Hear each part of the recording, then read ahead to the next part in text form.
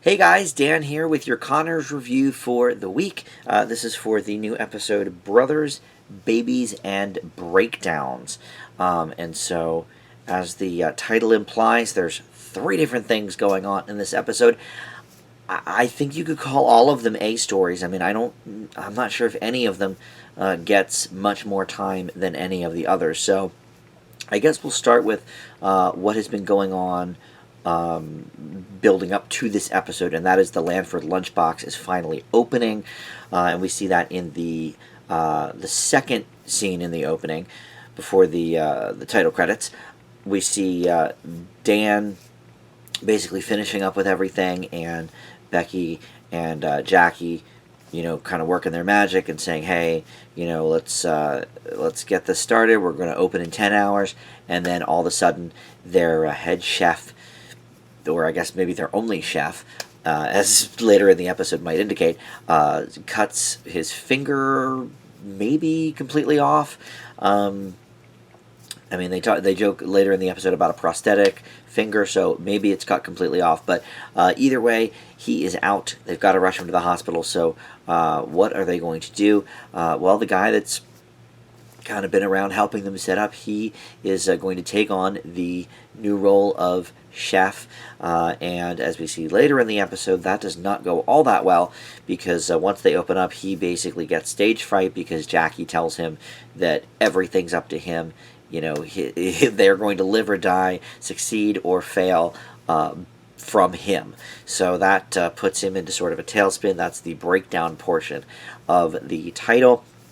He locks himself in the broom closet or something, and Jackie has to basically talk him down from the ledge using her lifestyle guru ways, and that includes flashing him, apparently, to snap him out of things.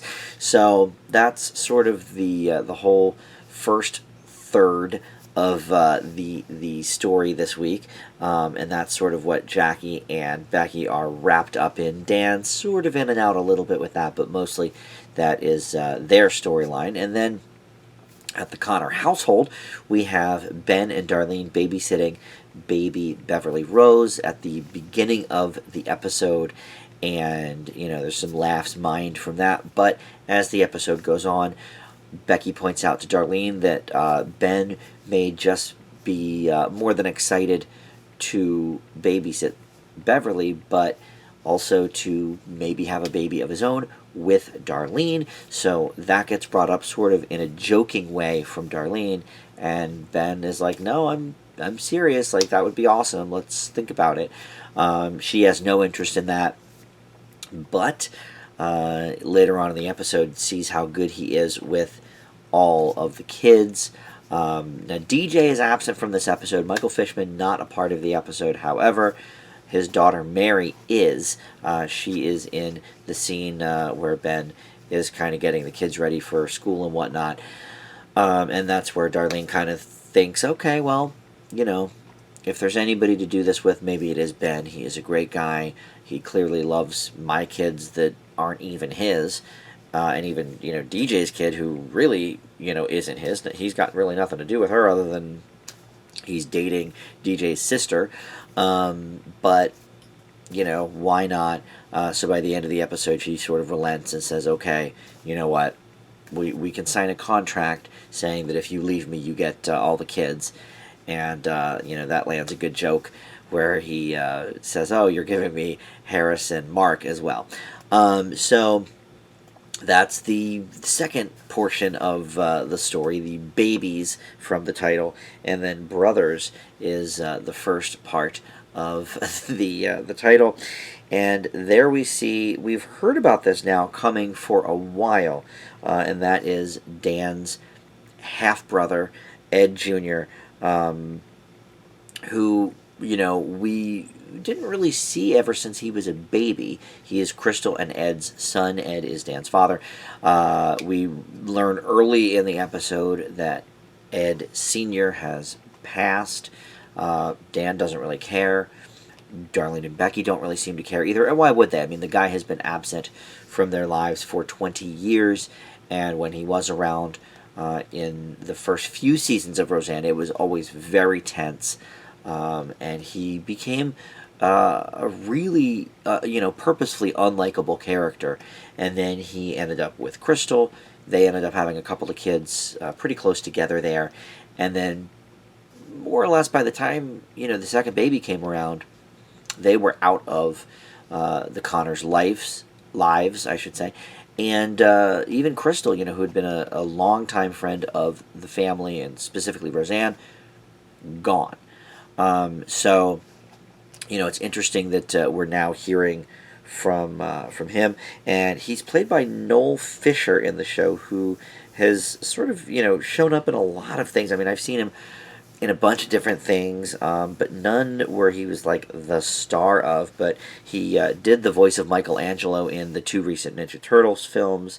So obviously that's sort of a big deal. But he was in 26 episodes of another cartoon, X-Men Evolution. So he's done a lot of like voice work, but he's also been in episodes of 2.5 Men and CSI and Medium, and a couple different Law and Orders and Bones, and so the guy gets around. He was actually in Shameless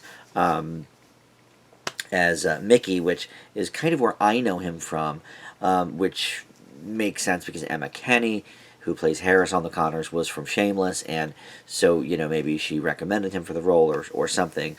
But yeah, he was on Shameless for like 60 episodes, and he's been on a bunch of different things. He did Castle Rock, which is currently on. So he shows up because he calls Dan to sort of do a drywall gig, but it's all a ruse.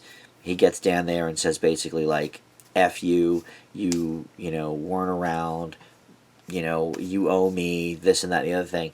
And it turns out, Ed was basically keeping his two families very separate and keeping Dan from Crystal and the kids. And to prove it, Dan brings back 10 letters that he wrote to Ed Jr. and his sister, that Ed never let them have. He would write, they don't live here, or whatever, or not at this address, and send him back to the Connor household. So, Dan obviously here showing his strong, what do I want to say here? He's just, he is a great, dependable person, and he always has been ever since the early episodes of Roseanne, where Jackie would come to him and look, we didn't get along in high school, whatever, but this and that, and Dan would always help her out. Dan always helped Crystal out, even with the whole, back and forth with his father. He always helped Crystal out when she was pregnant. So, good old, reliable, dependable Dan. But, for my money, one of the great, just, sitcom people who you would like to have in your life. You want him as a father or a father-in-law or a father figure, or an uncle. I mean, he's always there when you need him. And John Goodman plays it beautifully, of course. Classic actor. He really is sort of the unsung hero of the Connors. He gets some laughs in, certainly, but he is, the rock that has always held this family together. And he's doing it here yet again, bringing somebody new even into the fray. I don't know how many episodes we will see Ed Jr. in. I think he's slated at least for 2, I want to say. Yeah, but other than that, I don't know. So maybe he'll be in next week's episode, I'm not sure. And at the end, there's, sort of a funny back and forth. Harris is kind of hitting on him a little bit. And Dan's like, that's your, what, step uncle or something? I forget what the actual lineage is, but yeah, and Harris kind of freaks out. So those are all 3 of the plot lines in this episode, and I think, like I said, they all probably get about the same amount of footing. I'm not sure if one really goes more than the other. People sort of float in between each plot line because, Dan obviously is part of the Lanford Lunch Box opening and shows up with Ed Jr. at the lunchbox in the last scene to get some free grub. Becky is on hand to talk to Darlene about Ben wanting a baby. So, people are sort of floating between each segment here. And then, like I said, DJ completely absent. Mark and Mary are, and kind of Harris too, are more or less just sort of props for the episode. Hey, here kids, be in this scene so we can prove what a great dad Ben will be. So certainly got some laughs from this episode. I mean, I always do. I mean, I would say I laugh more at pretty much every episode of The Connors than I do at almost any other show on television. Brooklyn Nine-Nine certainly gets a lot of laughs out of me.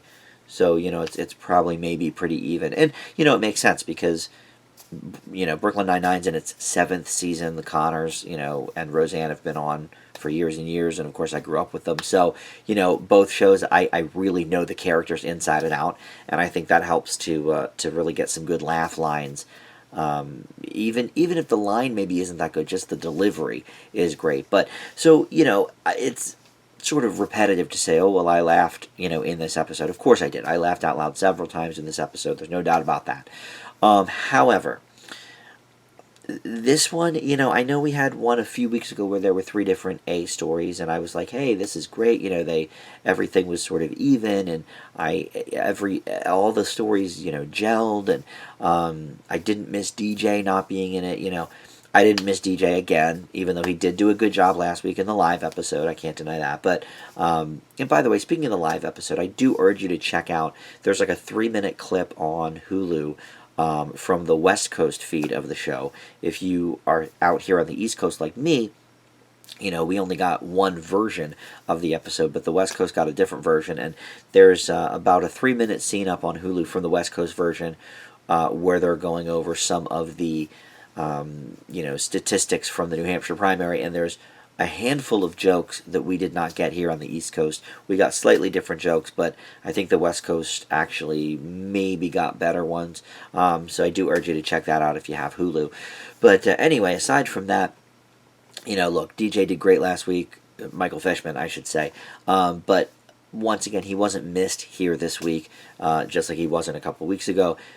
Mary was basically just a prop to get the Ben storyline across, as was Mark. So, look, everybody can't shine in every episode. However, I do think 2 episodes out of 3 or 4 where there's 3 A stories, that does seem a little extreme.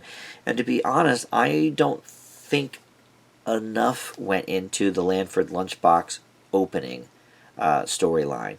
Because we've been following this thing since the fall. I mean, there's been 3 to 5 really heavily focused episodes about the lunchbox. What they did with it was okay. I laughed a little bit. I thought the whole, Jackie life coach thing, bringing that back was interesting, but a bit, I don't know, a bit whacked out. I like my Connors grounded a little more in reality. There was a joke that Dan made about winning the lottery to Ed Jr., which just to me seemed to obviously harken back to when the Connors won the lottery in that horrible season. So I'm not sure if that was a purposeful sort of, jab at that or not, but I don't know. Didn't quite land for me. So I don't know. I could have dropped one of these stories. I know Darlene's sort of the quote-unquote star of the show, as she's the matriarch now, really, of the family with Roseanne gone. But I think you actually could have shelved her and Ben's storyline to a different episode and just focused on Ed Jr. and the opening of the lunchbox. Obviously, Darlene can be floating in and out either of those stories, and she is the one who is at the table when Dan talks about his father dying. But, of all 3 storylines, I think the most important ones were the ones that Dan was involved in this week. Or they could have done Lanford Lunchbox and Darlene and Ben and shelved the Ed Jr. story. I mean, that's an easy sort of, there's no real timeline on that. But, we've been waiting so long for the lunchbox to open in this season. I don't know. I really would have preferred that they gave a little more time to that storyline. Nothing necessarily seems rushed. I just wish we had more time with it. It's not like there were, loose ends to any of the storylines, really. I mean, obviously, we'll see more about the Ed Jr. thing and how that progresses. But, so I have to grade it a little bit lower than most of the episodes this season, honestly. The laughs were there. It certainly progressed the storyline further. Absolutely for Darlene and Ben's relationship, and absolutely for Dan, and Ed Jr. coming back into his life. But I just am not sure we needed 3A stories yet again this week. So I'm going to leave this episode with a B. I think it was good, not great in that variety. Probably one of the weakest of the season. And I think it is because I wish we had more time. I mean, when I think back to, certain episodes of like my favorite sitcoms, if there's something that's being built up, they will spend an entire 30-minute episode on it. Like I think about, Cheers and when Woody and Kelly got married. And I guess maybe I'm thinking of that because there was a kitchen involved in that as well. But I mean, they made that a 2-part episode, and it was all about the wedding, and it was a farce, and it was a lot of fun. Obviously that's more outlandish than they would want to do on the Connors. But as an example, I mean, they could have built the entire episode around the opening of the lunchbox, in my opinion, or maybe the writers felt they'd spent too much time on the lunchbox this season, so, hey, let's just give them bite-sized chunks now.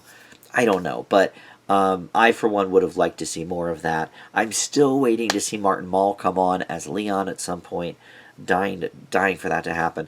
But anyway, that is my review for this episode. There's another new one next week, so, be here for that. And then I guess there's only, 5 more after that?